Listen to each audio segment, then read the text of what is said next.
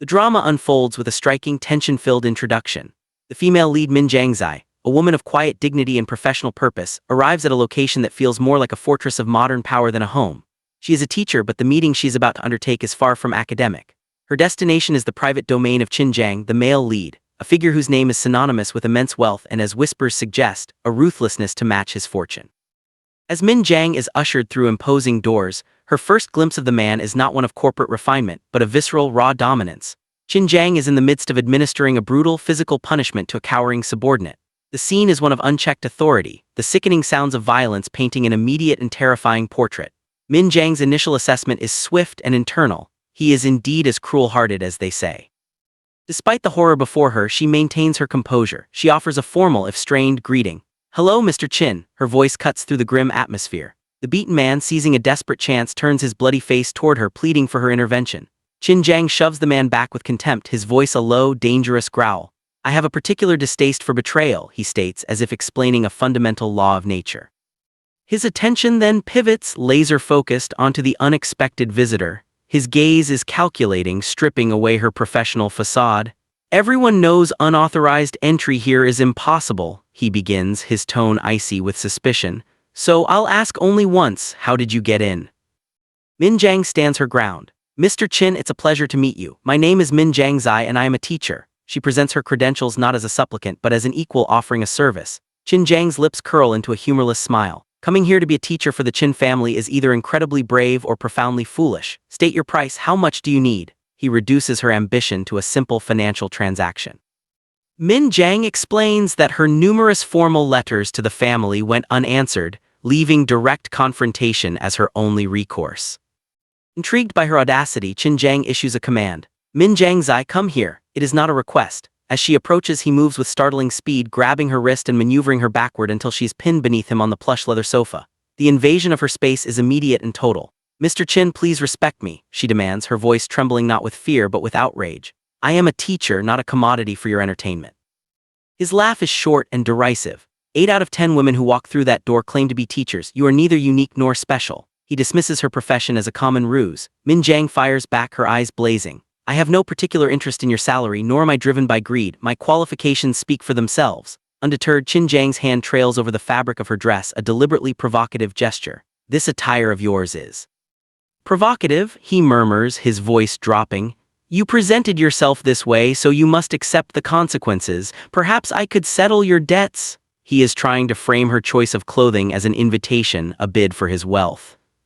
Min Jiang's rebuttal is fierce with principle. "What I wear is my choice, a reflection of my self-respect, not a price tag. A man like you who seems incapable of respecting anyone should not mistake dignity for a bargaining chip." Qin Jiang leans closer, the heat of his body a palpable threat. "Money is never given freely. If you wish to earn it, make me an interesting offer, then perhaps I might find you appealing." He moves to kiss her, a test of her resolve. Min Jiang turns her face away, a silent, powerful rejection. He pulls back, his expression hardening into a mask of cold dismissal. "People employ countless tricks to infiltrate the Qin circle. If that is your game, do not waste my time again." He rises, preparing to leave her humiliated and dismissed. But Min Jiang is not finished. She follows him, her mind racing from the documents she glimpsed during the altercation. "Mr. Qin, I understand your anger," she begins, shifting the dynamic from personal to professional. "I saw the contract on your desk. I recognize the problem. The profit margins are artificially inflated here because the cost analysis is flawed. Far more units are being charged for than are realistically usable." As she speaks, descending a grand staircase while referencing specific clauses, she accidentally stumbles. Qin Jiang catches her with effortless strength, steadying her before straightening his own impeccable suit. The entire room, filled with watchful staff, falls into a tense, respectful silence at his movement. "Leave us," Qin Jiang commands the room without looking away from Min Jiang. Once they are alone in the cavernous space, he regards her anew. "And what," he asks, his voice laced with a dangerous curiosity, "makes you think I chose to listen because of your pretty eyes?" Min Jiang meets his gaze squarely. "This insight is to my advantage, and it proves I am more than a good teacher. I am observant and intelligent." A flicker of genuine interest crosses his features. "I appreciate intelligence," he concedes. "But intelligence without controlled loyalty is a dangerous thing. A pet snake that isn't properly managed will eventually strike its master." As if on cue, the beaten man from earlier is brought back in, trembling. Qin Jiang turns to Min Jiang, presenting her with a macabre test. Well, Miss Teacher, what should his fate be? The punishment must be exemplary. Min Jiang does not flinch. She considers the man who valued money over integrity. Death is too simple, she states coolly. He betrayed you for financial gain, so let his punishment be financial and social annihilation. Force him to publish a full-page confession in every major newspaper detailing exactly how he attempted to defraud the Qin family. Let his reputation become his prison. A life of disgrace is a fate worse than a quick death. Qin Jiang's stern expression breaks into a slow, appreciative smile. I like your method, cruel, precise, and elegant. I want to see that confession in print tomorrow. He dismisses the man with a wave, then turns his full attention back to Min Jiang. You are indeed clever. As a token, he demands something to write with. Min Jiang offers only an eyebrow pencil from her purse. Taking it, he captures her hand, his grip firm. Don't move, he instructs and proceeds to write a phone number directly onto her palm, his touch leaving a trail of fire on her skin. Call this number, a driver will collect you. I am offering you a chance, but tell me, teacher, do you truly believe you can handle a devil like me? Min Jiang looks from the number on her hand to his challenging eyes. Then it's a deal, she affirms, sealing her fate. The next day, Min Jiang arrives at the palatial Qin estate, greeted by the stern manager Jen. She is led not to a classroom but into a labyrinthine wing of the house and abruptly left alone. The hallway is silent, oppressively so. With growing unease, she finds a door and knocks. Jia Ding, are you in there? No answer. Pushing the door open, she is immediately assaulted from behind by a figure shrouded in a white sheet, a childish ghost. With reflexes born of dealing with unruly students, Min Jiang grabs the assailant, yanks the sheet away, and reveals her charge. Jia Ding, the boy she is meant to tutor, grinning with impish delight. You almost scared me to death, he exclaims, more thrilled than chastised. You started it, Min Jiang retorts, not missing a beat. A wary truce is called. As she goes to sit, she discovers a rubber snake placed on the chair. She holds it up, unimpressed. I didn't expect you to work so hard just to fright me. Aren't you scared? Jia Ding pouts, his tricks failing. I've heard the stories, Min Jiang says, surveying the room. The Qin heir who drives every tutor away. Don't waste your efforts. She proceeds to dismantle his other traps with calm efficiency, flicking a fake finger from a teacup, shaking a book to release a cascade of plastic insects. I almost wish these were real, she muses.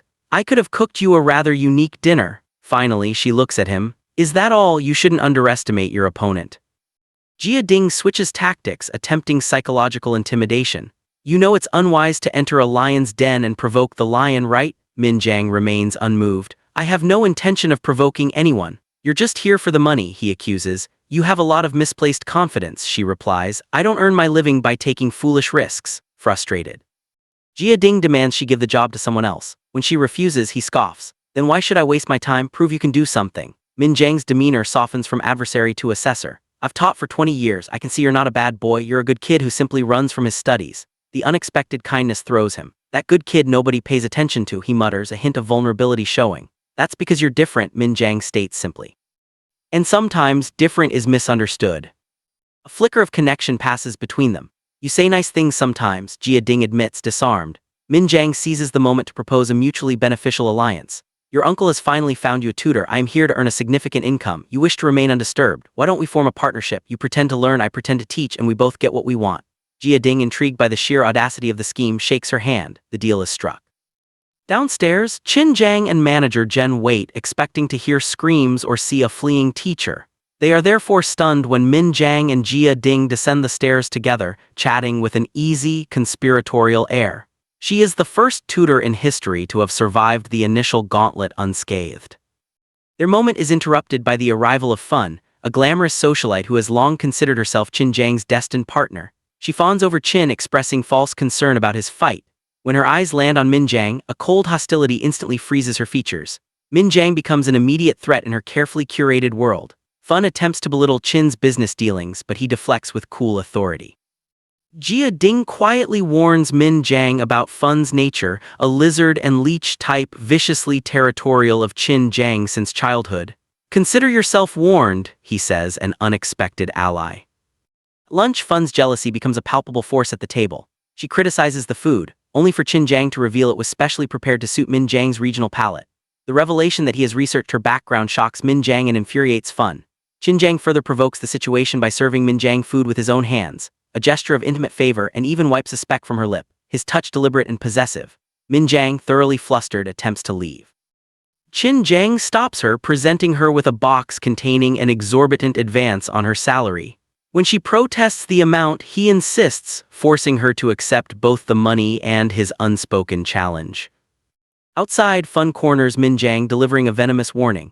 Don't mistake his current satisfaction for lasting interest. Know your place. Min Jang responds with steely clarity. My connection is to Jia Ding, not to Mr. Qin. My purpose here is singular, to teach. From a balcony above, Qin Jang watches this exchange, his thoughts inscrutable. Jia Ding comments dryly, you should tell Miss Fun to control herself. Her act is tiresome.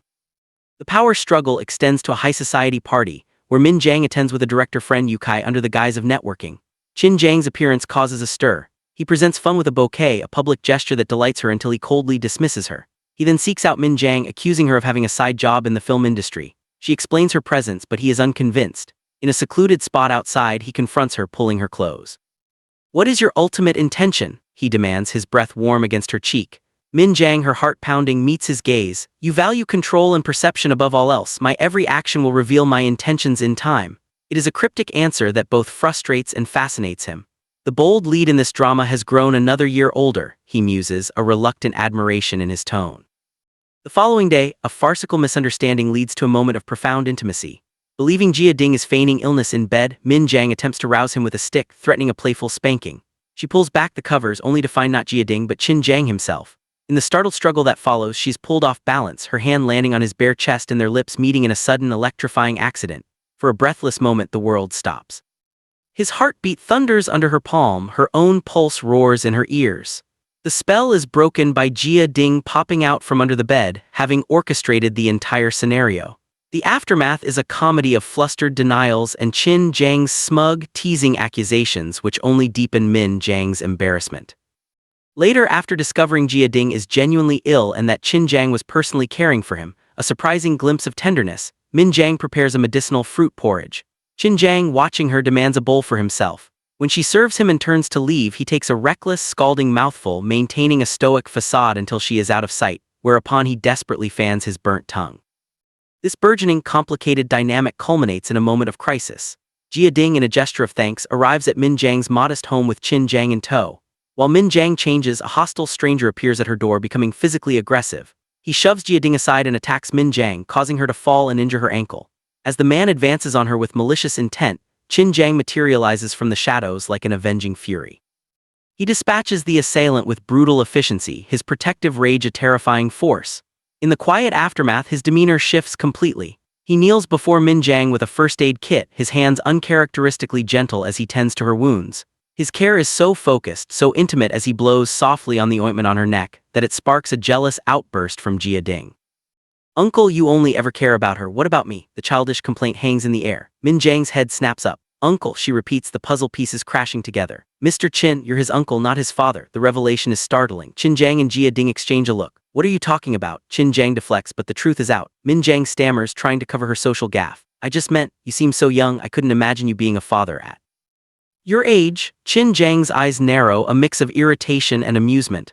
I am 24, he states with icy precision, the age gap between his formidable presence and his actual youth suddenly hilariously apparent. Min Jang backpedals frantically. I didn't mean it like that, you're a remarkably young and successful man. The foundation of their relationship, built on assumed power dynamics and mysterious identities, has just been irrevocably shaken, setting the stage for a new, more personal and complex conflict.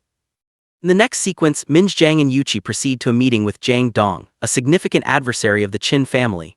Upon their arrival, Jang Dong begins to intentionally provoke and bother Min Jang. Min Jang confronts him, asking why he is harassing her. Jang Dong replies bluntly that it is because he likes her. Unbeknownst to them, Fun and Qin are eavesdropping on the entire exchange. Then Jang Dong proposes a compromise. He states that if Min Jang drinks a certain beverage he offers, he will leave her alone. Just as Min Jang is about to accept the drink and bring it to her lips, Qin makes a sudden entrance, swiftly grabbing Min Jang's hand to stop her. Jang Dong, taken aback, remarks on Qin's uninvited presence. Qin retorts with authority, questioning how Jang Dong dares to speak to him in such a manner and demanding to know why he is bullying a woman. He challenges Jang Dong, stating that if he is a real man, he should compete with him directly instead. Jang Dong then alters the terms, declaring that the rules have changed. He now says that if Min Jang drinks the proposed beverage, he will release her from the situation. Qin dismisses this, asserting that some people only understand force, not words. Jang Dong, asserting his dominance, claims the territory as his own and issues an ultimatum. He says that if Qin attempts to take control, he will cease bothering them and let them go, then mockingly asks why Chin appears scared. He then presents a new challenge. If Min Jiang drinks, it's 1 bottle, but if Chin drinks, it must be 3 bottles. Chin scoffs at this, saying 3 bottles wouldn't even wet his mouth. Min Jiang tries to intervene and stop him, but Chin places a reassuring hand over hers and proceeds to drink all 3 bottles without hesitation.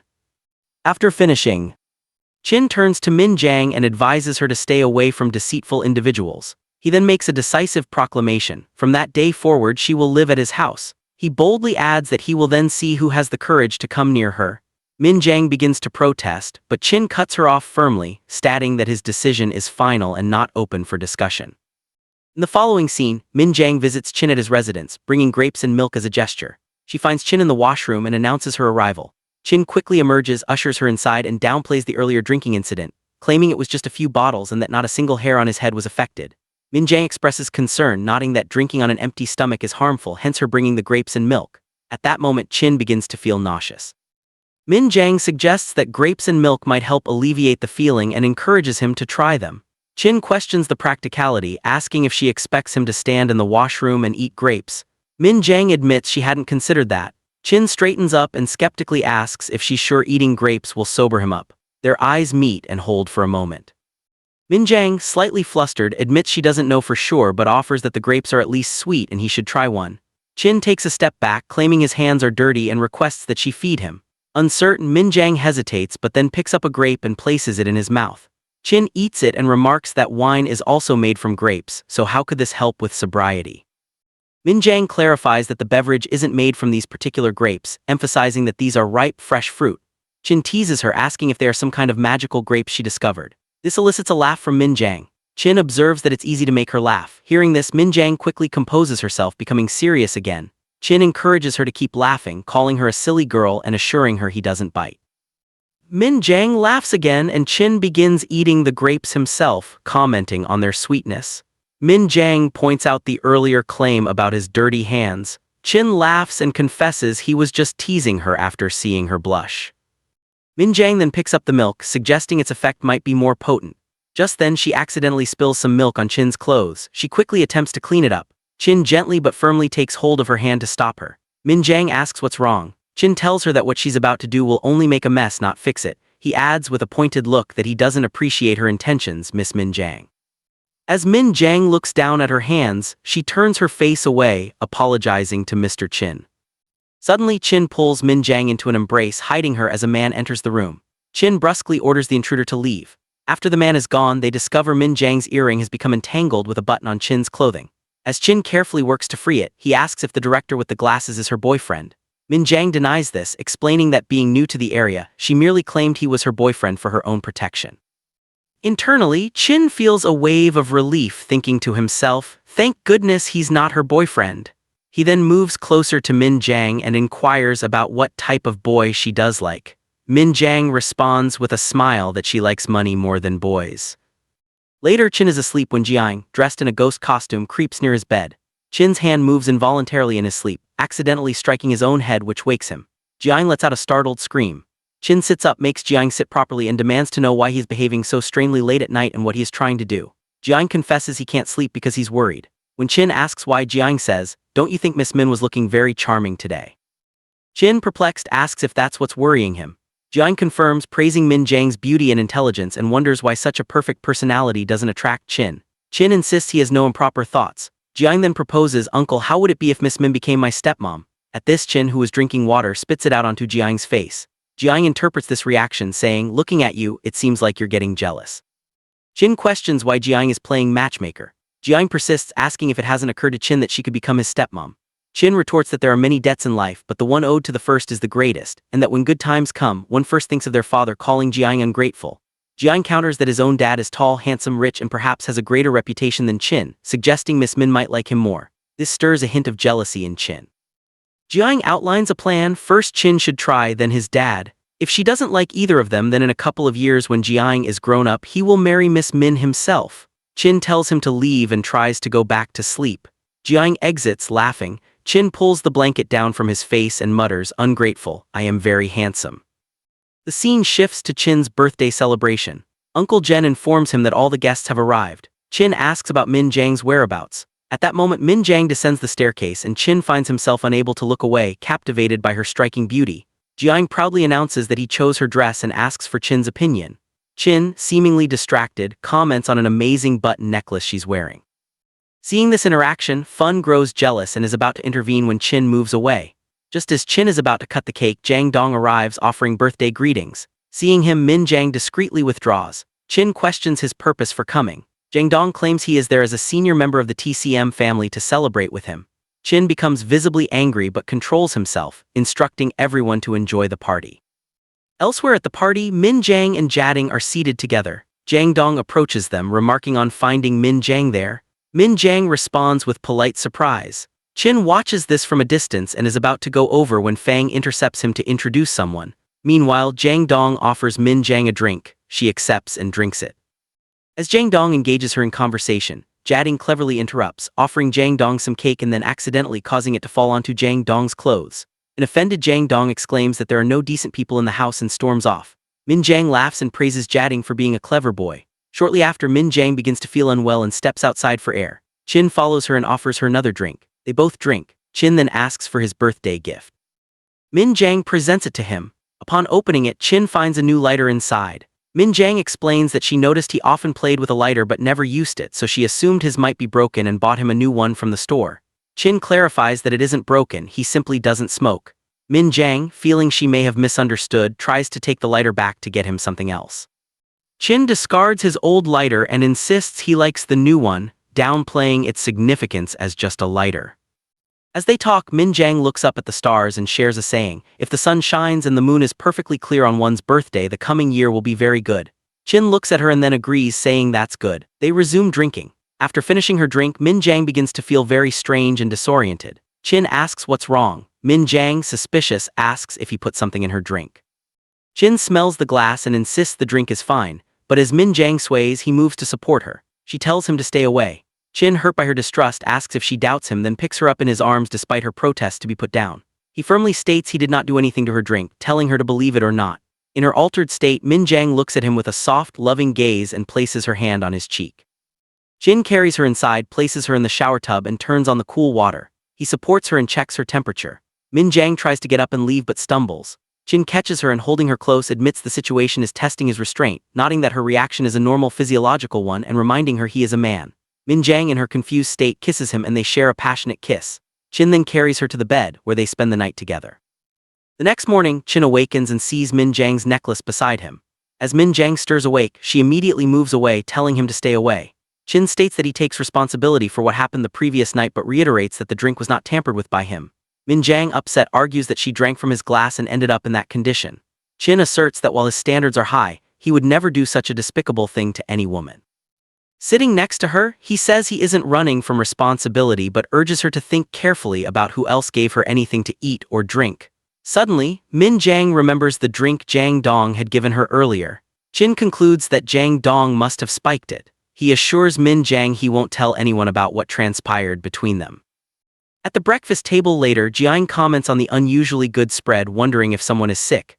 Min Jang arrives and an awkward silence falls between her and Chin. Jiang invites Min Jang to eat but she declines and leaves. Jiang observes that Miss Min doesn't seem well and asks if a particular pudding is for her. Chin nods. Jiang then probes, asking if the two of them had a fight. In another room, Uncle Jen appeals to Min Jang for help, saying Mr. Chin is sick and refusing medicine. Min Jang thinks to herself that the uncle and nephew are alike in their stubbornness. She takes the medicine and asks for some jam. Armed with both, she enters Chin's room. She touches his forehead and finds him burning with fever. She says he can't get better like this and offers to call a doctor. Chin grabs her hand, refusing any doctor. Min Jang insists he at least take the medicine. As Chin tries to sit up weakly, Min Jang offers to help him. When she leans in to assist, Chin pulls her into a tight embrace. Flustered, Min Jang reminds him she is Min Jang, not Jading, and that it's not appropriate to hold her like that. Just then, Jading walks in and teasingly calls them lovebirds, asking what they're doing. Min Jang explains that Mr. Chin has a fever and is delirious, asking for help. From behind Min Jang, Chin makes an angry gesture at Jading.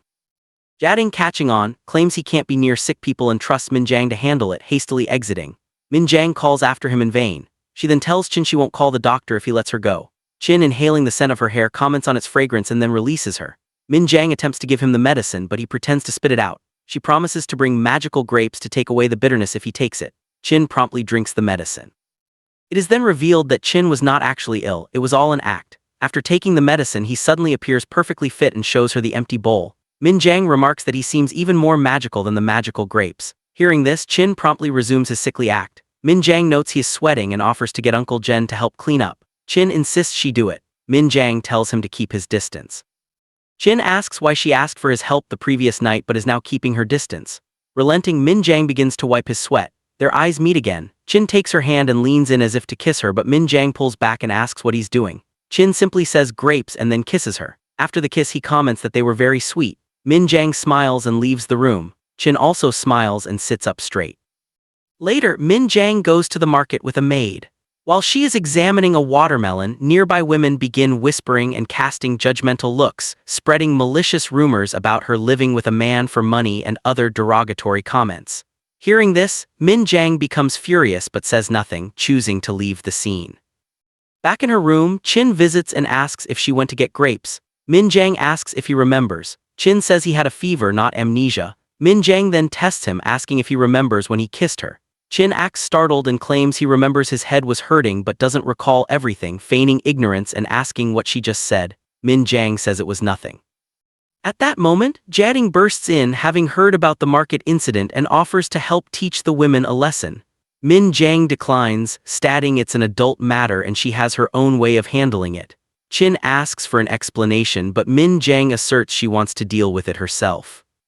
Min Jiang then goes to confront the primary gossip, a woman named Ding. Upon seeing Min Jiang, Ding makes a snide remark implying the rumors must be true. In response, Min Jiang slaps her. Ding, outraged, calls her a lizard and demands to know why she was hit. Min Jiang retorts that she isn't afraid of a woman who spreads rumors. Yuqi then steps forward, insulting Ding's appearance. Ding accuses Min Jiang of being a coward for bringing a man along. Min Jiang signals for Yuqi to step aside, calling Ding a coward for bringing her own companions and clarifying that Yuqi is only there to observe. Ding threatens not to spare her. Yuqi interjects ominously, saying he should first count her bones because when Min is angry she breaks people and Ding wouldn't be able to be put back together. Enraged, Ding attacks Min Jiang. Min Jiang skillfully defends herself, overpowering Ding and delivering a thorough beating, all while declaring that defaming her won't win anyone loyalty and that today she will teach her a lesson. Waiters and onlookers watch the scene unfold. Min Jiang continues to beat Ding, who screams in pain. Chin arrives at the location and is about to intervene but stops in his tracks, utterly shocked as he witnesses this fierce, capable side of Min Jiang for the first time. She is single-handedly overpowering all three adversaries. Chin begins to laugh at the spectacle. Min Jiang delivers a final warning that anyone who spreads rumors about her will meet the same fate. Yuqi checks on Ding and notes she's still breathing, implying no further explanation is needed. Suddenly, Ding lashes out, scratching Yuqi's face deeply with her nails. Incensed, Min Jiang asks how she dares. Yuqi, holding his face, urges them to stop fighting and take him to a hospital. Min Jiang issues a final warning to Ding not to mess with her and escorts Yuqi away. Min Jiang takes Yuqi to Jiang Dong for assistance.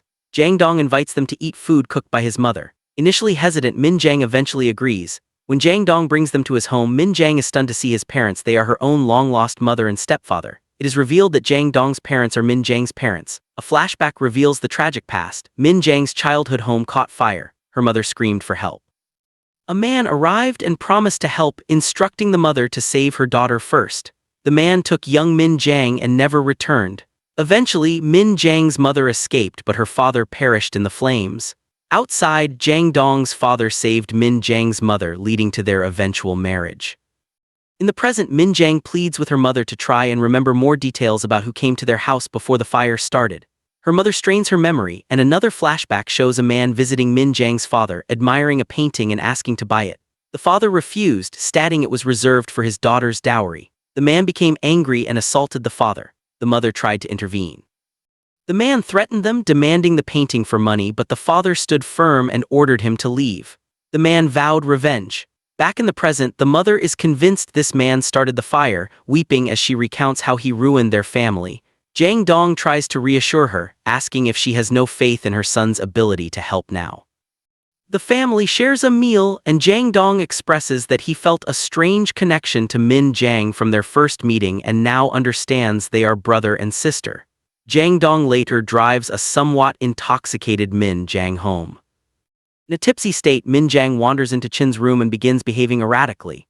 Chin goes to steady her, but she pushes him onto the bed and collapses on top of him. Chin demands to know how she dares to enter his room. Min Jiang holds his face and laughs. Qin asks if she drank with Jiang Dong. Hearing this, Min Jiang tries to stand but stumbles. Qin turns her to face him and tells her to look carefully at where she is. Min Jiang repeats this place, before fainting. Qin sighs, picks her up, and says resignedly, "I can't do anything with you," before carrying her away. The narrative continues as Qin summons a tailor to the residence to take Min Jiang's measurements for new attire. Min Jiang, observing the process with curiosity, questions Qin directly, asking if the garments are truly intended for her. Instead of an immediate answer, Qin becomes lost in his own contemplative silence, his mind drifting to a significant conversation from the recent past.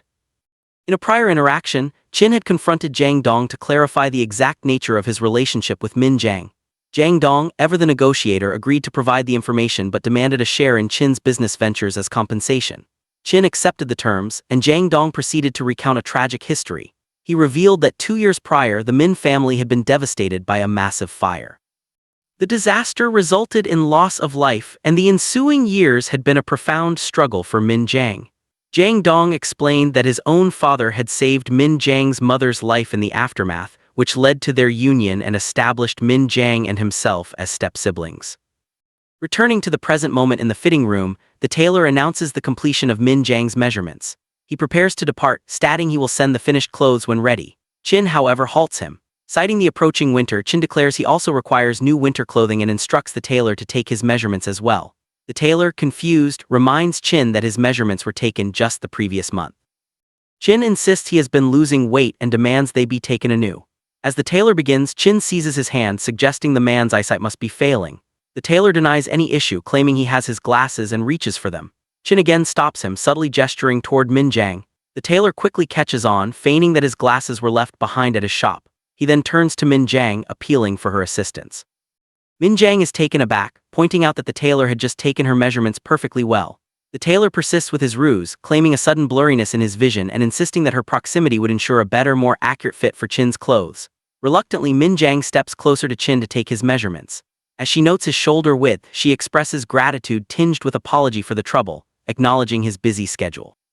Qin dismisses her concern, explaining that the clothes she brought with her are old, and since she is about to be reunited with her mother, he doesn't want her mother to think they are treating her poorly.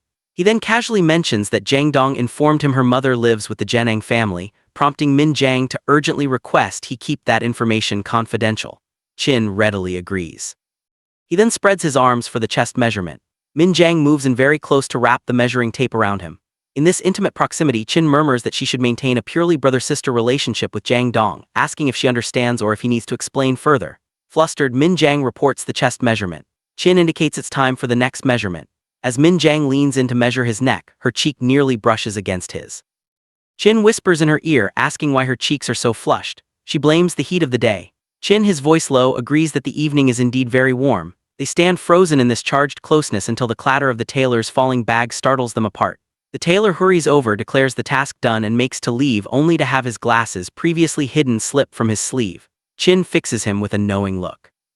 Min Jiang picks up the glasses, hands them to the tailor, and gently chides him for storing them so carelessly. The tailor sheepishly accepts them and departs. Min Jiang looks at Qin, thinking to herself how surprisingly childish he can be. Later, during an art class where Min Jiang is tutoring Jiading, Qin makes an unexpected entrance. He announces that to ensure Jiading's focus, he will be auditing all classes from that day forward. Min Jiang protests, vouching for Jiading's attentiveness in art class, but Jiading, picking up on Qin's unspoken cue, eagerly agrees that his uncle's presence will motivate him to work even harder. Seizing an opportunity, Jiading challenges Min Jiang, noting that while she teaches him, he has never seen her own artwork. He proposes a friendly competition. Min Jiang suggests they paint in orange. Jiading, however, has a different subject in mind, a portrait of his uncle Qin. Min Jiang tries to demur, citing the time required for a portrait, but Qin promptly moves the orange aside, strikes a pose, and sits down, commanding them to begin. With a mix of annoyance and resignation, Min Jiang agrees. As she begins sketching, Jiading interjects, asking her to teach him how to draw muscles, boasting that his uncle has the best ones and urging Qin to demonstrate. Min Jiang signals frantically for Qin not to comply, calling the idea foolish. Qin, however, declares that for the sake of Jiading's art education, he can do anything. To Min Jiang's astonishment and slight embarrassment, Qin proceeds to remove his shirt. She quickly looks down, focusing on her canvas. Jiading instructs them to start painting. Throughout the session, Min Jang finds her focus repeatedly drawn to Chin. She struggles to concentrate, her mind wandering to the romantic moments they have shared. She mentally scolds herself for the distraction before forcing her attention back to the painting. After some time, both declare their work finished. Chin puts his shirt back on and comes to inspect their creations. He is unimpressed with Jading's effort. When he turns to Min Jang's painting, she instinctively tries to hide it with her head. Chin gently moves her aside to look. In her portrait, she had painted him with his shirt on. Chin questions why he is clothed in her rendition. Min Jang smiles and quips that he could have caught a cold. Chin thanks her sarcastically and she laughs. Jading, examining the painting, criticizes it for not being realistic enough. Min Jang retorts that she taught him everything he knows and he should be grateful. Jading concedes the point but teases that perhaps she got nervous in the face of his uncle's overwhelming beauty. Min Jang quickly denies this. Chin, hearing this, asks pointedly if he is not considered beautiful. Flustered, Min Jang insists she didn't mean that, it was a mistake. Chin says he understands and then orders her to hang the painting in her room and not take it down until it is as handsome as he is. Min Jang protests that as a single woman she cannot hang a man's picture in her room. Chin suggests she use it for practice to improve her skills, and when it's perfect he will buy it from her for $100. Min Jang agrees to the deal. After Chin leaves, a surprised Jading asks if she really values dollars more than his uncle. In a subsequent scene, Jading awakens in his room to find Chin sitting silently by his bed, startling him. Chin hushes him and explains that he needs Jading's help as he is the closest to Min Jang. He wants to understand her perspective. Chin lays out his credentials. He is handsome, rich, and of good character. Jading reluctantly agrees. Chin then poses his confusion. Why does Min Jang show him such formal respect while also secretly intimidating him? Jading theorizes that either she doesn't care for his wealth and looks or she doesn't like his nature. Annoyed, Chin gets up to leave. Jading calls him back, offering genuine advice. He explains that Min Jang isn't like other girls who are swayed by gifts or jewelry. To win her over, Chin must appeal to her differently by sharing something precious to him, something that truly represents him. As an example, he suggests that since Chin has a sweet tooth, he could make something sweet for her with his own hands. This idea brings a smile to Chin's face. Later, Chin is in the kitchen having attempted to bake a cake which he has adorned with grapes. In a brief, wishful daydream, Min Jang enters, picks up a grape, eats half, and offers the other half to Chin, who accepts it. This romantic fantasy is shattered when Jading's voice pulls him back to reality, pointing out his red ears. Chin brushes him off and leaves the kitchen. Elsewhere, Min Jang is about to depart when she encounters a flustered Uncle Jen outside the kitchen. He claims Mr. Chin is possessed by a ghost and has locked himself inside. After Uncle Jen hurries off, Min Jang hears a noise from within and rushes in to find Chin hurriedly trying to hide a badly burnt cake. He demands to know how she got in. She explains she heard a commotion and was concerned for his safety. Seeing the cake, she can't help but laugh. Chin defensively states he doesn't make mistakes, then proceeds to cough dramatically. Still amused, Min Jang thanks him sincerely for the dress and lotion he had sent her. Chin, seizing the opportunity, asks for her review of the beauty cream, nodding she is its first user. Min Jang praises its quality and pleasant fragrance. Chin moves closer, inhales the scent from her, and remarks that the fragrance suits her perfectly. His attention returns to the disastrous cake. He picks it up and offers her a piece. She politely but firmly declines. Undeterred, Chin insists that while it looks bad, he can fix it, cutting into it only to reveal it is burnt through. Min Jang offers to make a new cake base for him, but Chin claims the cook had already prepared one that morning. As they try to lift the heavy base, Min Jang's necklace, the one with the significant button, falls to the floor. She quickly retrieves and cleans it. Chin, watching her, asks if the button is so precious and if its original owner ever made a cake for her. A distant look crosses Min Jang's eyes as she recalls a memory. She reveals the button belongs to the person who saved her life, without whom she wouldn't be here today. They then work together to salvage the cake, applying fresh cream. Chin stands behind her, guiding her hands, commenting that this seems easier than baking from scratch. His proximity makes Min Jang's heart race. After finishing, Chin critiques her decorative plating, saying it looks no better than his initial culinary disaster. Min Jang samples a grape from the topping and counters that looks don't affect taste, finding it sweet but not overly so. She offers him the same grape.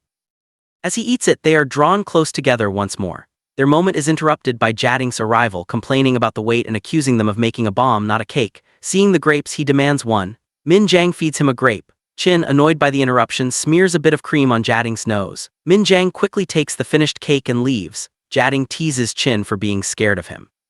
Chin retorts that one shouldn't look at things not meant for them and orders Jading to spit out the grape. In a following sequence, Jang Dong takes Min Jang out, promising a visit to a festival. Instead, he leads her into a labyrinth of streets, telling her the festival's grand prize is hidden there and sending her off alone to find it. Walking down a deserted lane, Min Jang grows uneasy, sensing she's being followed. As a figure approaches from behind, she pleads to be left alone. To her immense relief, the pursuer is revealed to be Chin. She asks what he is doing there. Chin states that the biggest villains in the city pose no threat to him, and he couldn't let her wander alone. He expresses his desire to simply be with her and asks if that's acceptable. Min Jang admits she was worried for his safety. Chin assures her it's fine and then dramatically drops to one knee. He declares that a man is on one knee for only two reasons: impending death or a marriage proposal, and asks her to choose. Min Jang, bewildered, says his actions confuse her. Chin states there is no confusion, he is confessing his love for her. At that moment, snow begins to fall. Min Jang, still processing, makes a nervous joke, asking if he thinks becoming a family would exempt him from paying Jading's tuition fees. In response, Chin stands and pulls her into a deep, passionate kiss. After the kiss, Chin presents her with a beautiful new necklace, claiming it is more beautiful than her button pendant. Min Jang smiles, asking if he is jealous of a button. With tears of happiness in her eyes, she accepts the necklace and Chin kisses her again. Their moment is celebrated by the sudden appearance of Jading, Yuchi, and Jang Dong, who had orchestrated the entire scenario. Jading congratulates them, presenting grape flowers. Min Jang realizes this was all a plan. Jang Dong explains he is tired of being a hindrance and wanted to do something good for a change. Jading eagerly asks if he can now call Min Jang Aunt. Chin gives his permission. As Jading repeatedly addresses her as Aunt, Min Jang blushes deeply, much to Chin's amusement. Later, in Min Jang's room, Chin visits. She still addresses him formally as Mr. Chin. He protests, saying that title no longer fits and suggests darling instead. As he draws near, she wishes him good night using his full name, Chin Jang. He pulls her closer and they share a kiss that leads to them spending the night together. The plot takes a darker turn when Fang is reported missing. Her father confronts Chin, accusing him of foul play related to his daughter's visit. Chin immediately mobilizes a search. Fang's father is unconvinced, certain Chin is behind the kidnapping. Their confrontation is interrupted when a man arrives carrying an injured and traumatized Fang. Chin orders a doctor and has her taken to a room to rest. The doctor's examination reveals Fang is not only injured, but has been sexually assaulted. Enraged, Fang's father blames Chin, who leaves to investigate on his own. Unbeknownst to them, Fang's father bribes the doctor for silence. Meanwhile, in a parallel act of retaliation, Min Jang is kidnapped. At a party hosted by Fang's father, where a terrified Fang is on display, Chin observes from outside. Uncle Jen urgently informs him that Min Jang is in grave danger. Chin immediately departs, locating one of Fang's associates and forcing him at gunpoint to reveal the location of a warehouse where Fang stashes illegal drugs. At the warehouse, guards try to stop Chin, but the cursed associate vouches for him, claiming Fang sent him.